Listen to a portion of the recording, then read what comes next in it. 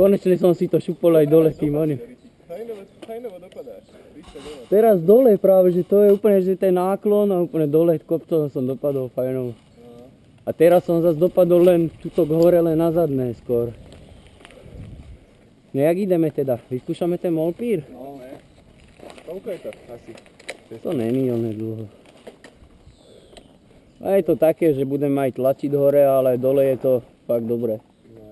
Koľko? Hodinku, dve?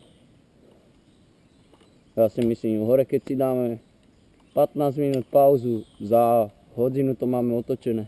To je bomba. Áno, super. Neviem, myslím si, no. Kade? Ako cez ten kopec mám ísť. No.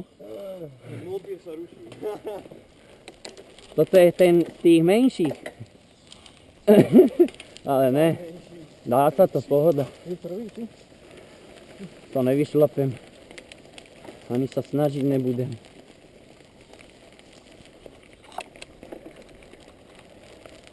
Kúkaj ho. Joj.